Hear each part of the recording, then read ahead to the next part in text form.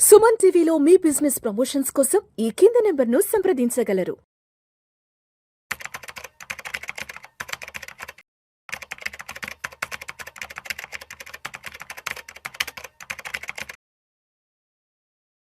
నమస్తే, welcome to Vishnu talks. నేను విష్ణు. ప్రస్తుతం నాతో పాటు stock market analyst SJ Harsha ఉన్నారు. తనతో మాట్లాడదాం. నమస్తే హర్ష. నమస్తే. హర్ష, పిఎఫ్ విత్డ్రాల్కి సంబంధించి అసలు ట్యాక్స్ రూల్స్ ఏం చెప్తున్నాయి అండ్ వీటిని ఎంతవరకు తెలుసుకోవాల్సిన ఆవశ్యకత ఉందంటారు తప్పనిసరిగా? సో పిఎఫ్ ట్యాక్స్ రూల్స్ అర్థం చేసుకోవాలంటే అసలు పిఎఫ్ ఎందుకు పెట్టారనేది ఒకసారి మనం ఆలోచిస్తే, ప్రతి ఒక్కరికి ఎంతో కొంత శాలరీ వస్తుంది, ప్రతి నెల ఇన్కమ్ వచ్చినట్టు మొత్తం ఖర్చు పెట్టేశారు అనుకోండి. ప్రాబ్లం ఏంటంటే ఫ్యూచర్లో సడన్గా ఏదైనా పెద్ద ఎక్స్పెన్స్ వస్తే దానికి ఎలాంటి సేవింగ్స్ ఏది ఉండదు. సో అది సమాజంలో ఉన్న ప్రతి ఒక్కరు కూడా ఎంతో కొంత కంపల్సరీగా సేవ్ చేయాలన్న ఉద్దేశంతో గవర్నమెంట్ ఈ పిఎఫ్ అనే స్కీమ్ని ఖచ్చితంగా అందరికి మ్యాండేటరీ చేసింది. ఆ స్కీమ్లో ఏంటి, మీకు వచ్చే సాలరీలో 12% of basic plus DA. DA అంటే మీ ఇన్ఫ్లేషన్ పరంగా బేసిక్ ఎంత పెరుగుతుందండి. బేసిక్ ప్లస్ డిఏ మీద 12% మీ సాలరీలో కట్ చేసి, అట్ ద సేమ్ టైం మిమ్మల్ని ఎవరైతే కంపెనీ ఎంప్లాయ్ చేస్తుందో వాళ్ళు కూడా ఇంకో 12%. ఈ మొత్తాన్ని తీసుకెళ్ళి కొంత పిఎఫ్లో కొంత పెన్షన్లో ఆటోమేటిక్గా వెళ్ళేలా గవర్నమెంట్ సిస్టమ్ పెట్టింది. ఇక్కడ పాయింట్ ఏంటి, మీరు 5 years 10 years 15 years down the line మీకు ఎప్పుడైనా ఏదైనా పెద్ద ఎక్స్పెన్స్ అవసరం వచ్చినప్పుడు అప్పుడు మీకు ఈ పిఎఫ్లో కొంత కార్పస్ ఉంటుంది. సో దాన్ని ఉపయోగించుకొని మీరు మీకున్న ప్రాబ్లమ్ సాల్వ్ చేసుకోవచ్చు అని. మరి అలాంటప్పుడు మీరు వచ్చిన పెట్టిన పిఎఫ్ని కూడా మళ్ళీ ఇమీడియట్గా విత్డ్రా చేస్తారనుకోండి, అప్పుడు స్కీమ్కి అర్థం లేకుండా పోతుంది. అందుకని గవర్నమెంట్ ఏం చేస్తుందంటే, సరే మీరు దీంట్లో ఏదైతే మనీ పెడతారో 5 years కనుక దాటితేనే దాని మీద మీకు ఎటువంటి ట్యాక్స్ ఉండదు. సో ఈరోజు నేను పెట్టే డబ్బులు 5 సంవత్సరాల తర్వాత నేను మళ్ళీ విత్డ్రా చేస్తే దాని మీద నేను ఎలాంటి పన్ను కట్టాల్సిన అవసరం లేదు. అట్ ద సేమ్ టైం ఈ 5 సంవత్సరాలు కూడా గవర్నమెంట్ ఒక రేట్స్ ఫిక్స్ చేస్తుంది, 8 to 9% రేంజ్లో. ఆ రేట్లో మీ మనీ గ్రో అవుతూ ఉంటుంది, వడ్డీ దానికి ప్రతి నెల యాడ్ అవుతూ ఉంటుంది. 5 ఏళ్ళు ఎందుకు లిమిట్ పెట్టారంటే, కనీసం మీరు ఒక 5 ఏళ్ళ కోసం అన్న పెట్టకపోతే మొత్తం స్కీమ్గా అర్థం ఉండదు. ఈ రోజు నేను పెట్టేసి నెక్స్ట్ మంత్ మళ్ళీ నేను తీసేసానంటే ఎలాంటి మీనింగ్ ఉండదు. కాబట్టి 5 years లాక్ ఇన్ పీరియడ్ లా పెట్టారు. అయితే మరి మీరు ఒకవేళ జాబ్ మారారు, నేను ఒక కంపెనీలో చేరాను, 1 year తర్వాత ఇంకో జాబ్ మారాను, అప్పుడు అది పాతదాన్ని విత్డ్రా చేసి మళ్ళీ కొత్తది కింద కౌంట్ అవుతుందా, లేక మొత్తం ఒకటే దాంట్లోకి వస్తుందా అంటే, దానికి ఏం చేశారంటే చాలా సింప్లిఫైడ్ రూల్ ఉంది.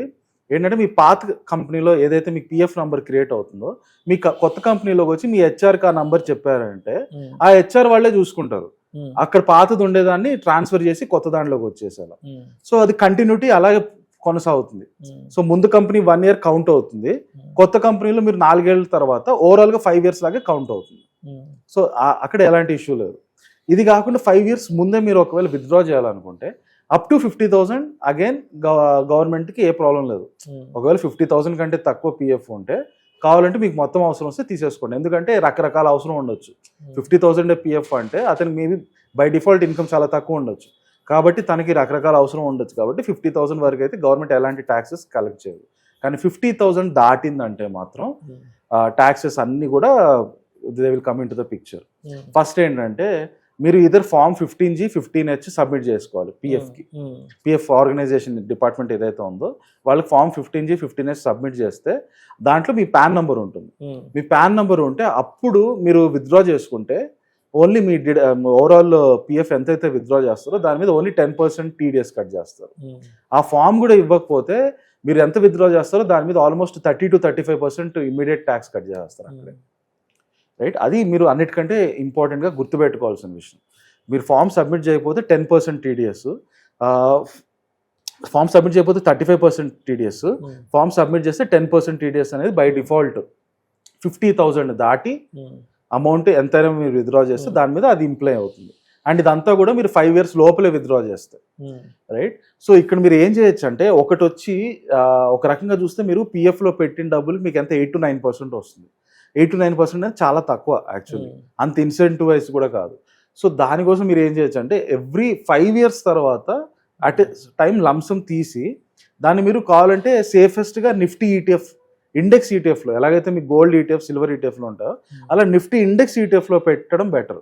దాంట్లో మీకు over a long period of time, అంటే మీరు ఎలాగో దీన్ని 25-30 years మీరు జాబ్ చేసేంత కాలం పిఎఫ్లో మనీ ఉంటుంది కనుక ఈ మనీ అక్కడ ఉంటే అది at least 12% on an average Nifty 12% growth అనేది 15-20 ఇయర్స్ ఉంటే 100% వస్తుంది. సో మీ సేఫ్ ఇన్స్ట్రుమెంట్ పిఎఫ్ ఎంత సేఫ్ ఆల్మోస్ట్ సిమిలర్లీ సేఫ్.